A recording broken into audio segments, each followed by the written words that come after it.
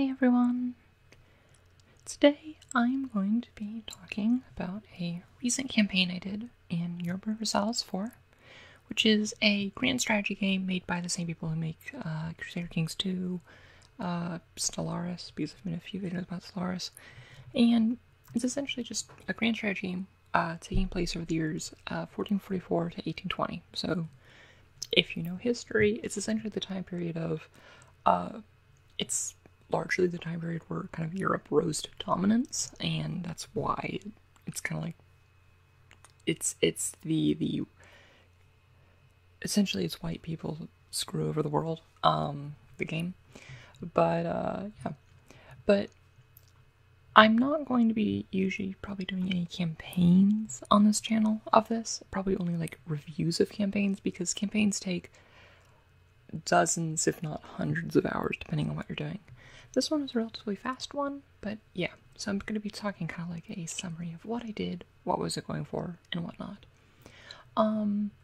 So even though this game is why people mess up the world, I played as the Inca. I went for an achievement. That was go down here, a sun god achievement, which Universalis and almost all the Paradox games has like a lot of really neat achievements, and there's no set win condition in most of the games, and you kind of make your own win conditions, and one of the easy ones to look for is go to the achievements and you choose an achievement you want to go for, and then you go for it, and then you spend hundreds of hours playing these games and only have like 30% of the achievements, but what do you do?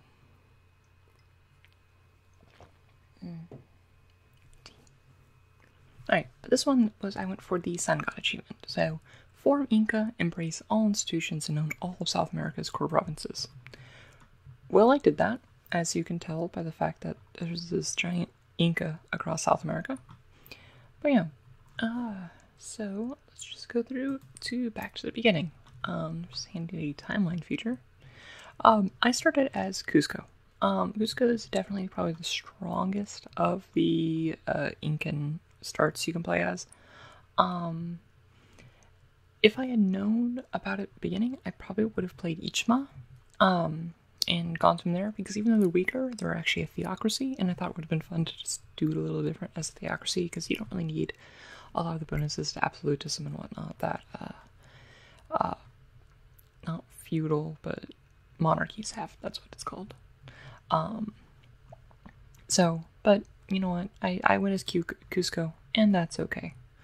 So, if we just started going here, in the first few years, I was able to get a really easy war on some of these guys just by calling in allies and then proceeding to, not give them land that I promised. So I didn't make many friends early on, but yeah. One thing you want to do as the Inca is that you're repressing these religious reforms, and it's actually not that hard to do, because while a lot of the religious reforms for like Nahuatl and Aztec are really annoying because they have to like force you to like vassalize people and then release them and stuff, the Inca reforms, or the Inti reforms, require you to have development and lower autonomy. So it's like stuff you're doing already, so expand, and then you can reform. And once you get so much authority, you click a button to choose which reform you want, and you have to fight off some rebels, but then you get like new colonists and whatnot. So I just expanded early on to get like a nice economic base. I was taking it nice and slow, just to get stuff going, and at some point I get my first colonists that I start expanding out. This game is just, I just captured the last provinces. I need to form Inca, which gave me free claims over all this area, so that helped me expand a bit more. Although I was in no rush, like, there was no Europeans around here yet, and so I just kind of waited and went from there. Yeah. Continuing to just annex some of my neighbors.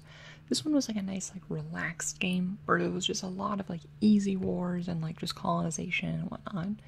And it was a real fun one just to spend some time and not have to like worry about being on it all the time. I'm currently in the middle of a one faith run as Austria/HRE, and that is like very mentally taxing. So this was like a nice like interlude break campaign from that. Continuing here, continuing reforming. Once you have all the reforms, you need to be next to someone who has feudalism embraced. So usually it's European. It's still a little bit away from here. There's a lot of weird stuff that went on in Europe, but I'll show that later. But yeah, no, it was nice and easy. I went straight for a lot of the colonization, so I'll go over my ideas in a bit later. Yeah, no, it's nice. One thing you should note is I am running one mod, and that's Fast Universalis, which just makes the game run faster on my potato of a computer. It's also really nice because it makes Speed 5 go faster, especially when this is a relaxed game where I'm usually just waiting for like a lot of colonies to finish up. It's not like I'm constantly in war and whatnot. I probably could have had a much stronger economic base if I wanted to expand elsewhere, but I was just focused on the achievement I was on. I wasn't focusing on making this like a whole-on campaign.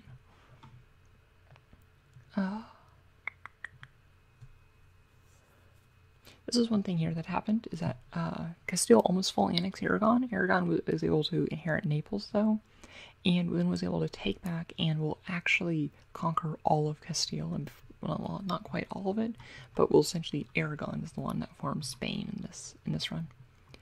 So over here I made my run just for this coast very fast so I could like get in contact with some of the things. I actually didn't have vision over most of this yet, so I didn't know that the Castilians were actually there yet. But it was like, okay, I'll move here and work my way up. I also will go up here and work my way that way. Because I know the Spain and the Portuguese usually end up here and around there.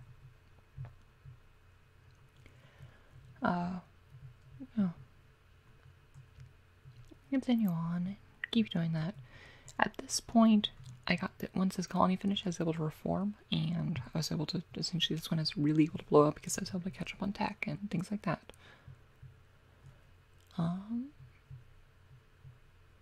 Yeah. The other Europeans actually had a lot of trouble with these nations over here, even though they were like little small guys. Portugal colonized like La Plata, and they actually ended up colonizing most of this for me. And since Portugal was very weak this game, well, actually it wasn't very weak, he was able to win a bunch of wars and stuff, but alliance-wise he was weak, so this was very easy to take from him.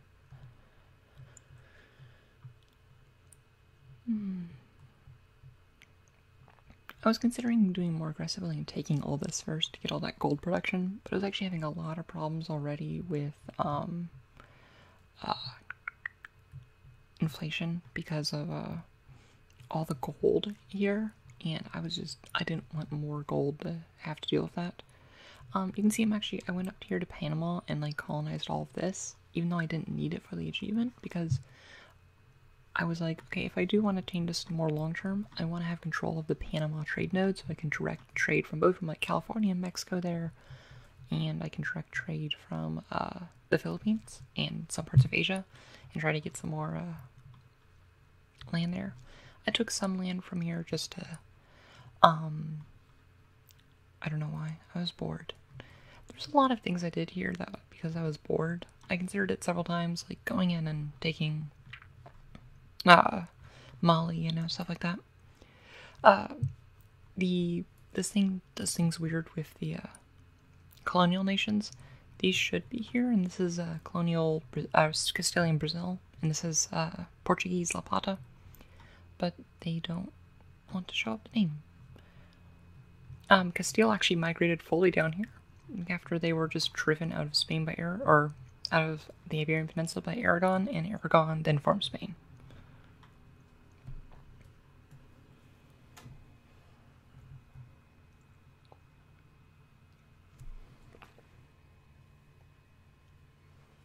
Kildare survived quite a while and migrated there. Ireland formed naturally in this campaign, was good, and the Livonian Order was just wrecking in the Baltic. You can see here I was eating up La Plata as it did that. One One thing that I had to pay attention to in this campaign was I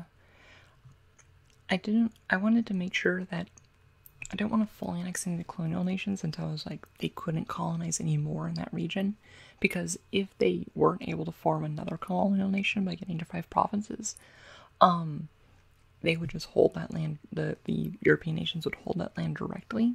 And I didn't want that because they're harder, it's easier to go with the colonial nations because even though they'll drag in their overlord, they're still the target of the war, and holding their capital like is worth a lot more war score than. But if I was like to attack, like if Portugal was holding on to these, I would have to probably do a mainland invasion to get enough war score to have them accept the peace. Castile was very easy because Castile was quartered off over here and diplomatically isolated. And at this point, I was able to essentially lock down North America, and I was just waiting to colonize a bunch of stuff. There were a few islands I had to do. I had to get the Falklands still from Portugal, but that was a fun war. I got to go full sunset invasion, so that was fun. Overall, this was a really enjoyable achievement, like nice and relaxed. It took a little bit in here, but I decided not to like get involved too much, mostly when I saw Malaya, because Malaya's scary and I don't want to deal with him. Ottomans were like the Ottomans like normal. I actually didn't get a lot of vision over this by the end, just because I also stopped less than over 100 years before the end date. I didn't play to the end, and I could just go for another achievement, and there wasn't really else I was going for in this run.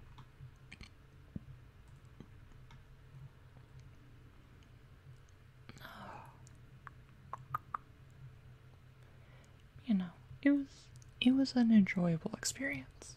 I would highly recommend them. They don't play like, if you've tried playing as like the Mexican natives, they play very differently.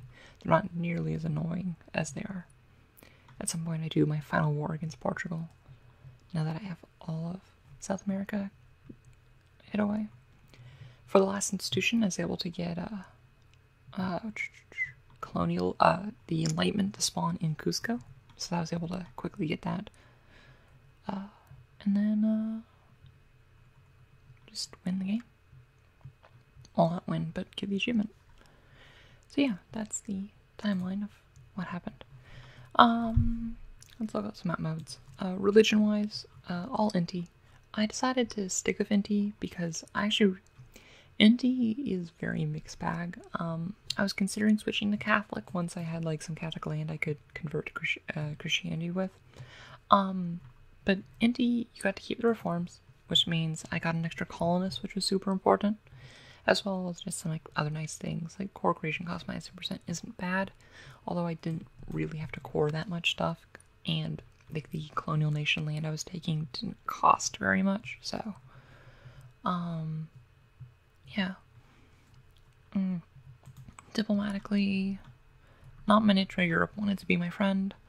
I'm friends with Brunei, mostly because I didn't, not Brunei, Trinite, because I had a mission to do so. And I was like, why not? They won't get favors with me anytime soon.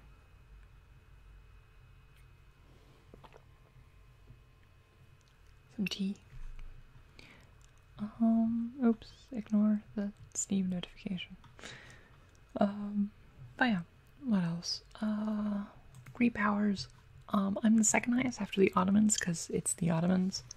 But like, that's mostly just colonized development, so, I mean, that's nice. But yeah. But look at that Livonian order. That's probably the best I've seen the Livonian order do, like, almost ever. And the Teutons hold all of that. So, good job, Livonians. Now you can die to the Ottomans. I'm gonna switch. Unfortunately, this is Iron Man, although I do a reveal all to check out what everyone else is doing. But yeah, trade-wise, like I said, I stuck to trying to make Panama my main thing. Although trade was never a huge part of my economy, because honestly, a lot of it was early on was through gold. Just because you get so much gold here, but then it's just production, because there's lots of great trade goods down here. So like lots of chocolate and up here more chocolate. It was a lot of chocolate and coffee. Chocolate and coffee. Really two things that are really essential. I don't actually drink coffee. But yeah, so development-wise, everything was still pretty poor, except Cusco, which I was developing before I reformed, because, oh, sorry about my throat. Just because I had nothing else to do with my monarch points and didn't want to invest that into technology. Clear out my throat. Okay. But yeah, no, it was not a hard achievement. Like, the hardest part is the very beginning there, where you're trying to unite the Inca in those early wars, but that's just normal early war strategies, mostly with just, let's say, I'm not gonna say betray my neighbors, but I betrayed my allies, and not give them any land and take it all for myself. Aggressive expansion was never really an issue in this area, just because, yeah, the only people that could join coalitions against me, even if I was taking like huge swaths of land, was the colonial nations themselves, and they can't join coalitions as long as they're below their other people. And also, whenever their liberty desire came too high, that's when I made sure I went to war with them, because I didn't want them to break independent, because all of a sudden then they cost more to core and their land to take and whatnot. And so instead, I would do that, and I would just break their armies, which made them loyal again, and take some land at a time, just trying to make sure they don't break free and their overlord continues to help colonize the interior for me. Yeah, no. Religion, I already did. Culture-wise, I mean, it's pretty standard. Lots of I don't know how to pronounce that. And then just the standard Iberians you'll get there. Wait, what are you? I don't know. And a little bit of Irish, from the, Kildare that went down there. But yeah. Whenever I'm not playing in Europe goes crazy in terms of just like the Ireland and that and this. Yeah, no, it's just like, it's scary, but also good job. This is one of the first times I've seen Malaya actually form naturally. Same thing with Ireland, honestly.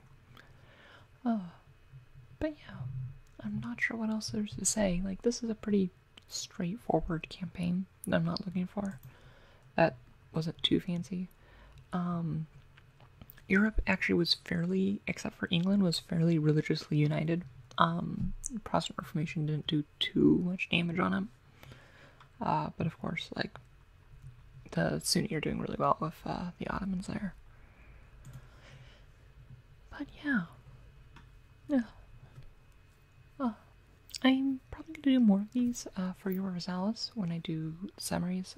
This one didn't actually have that much to talk about because it was a lot of just, oh look, I'm sitting here colonizing. But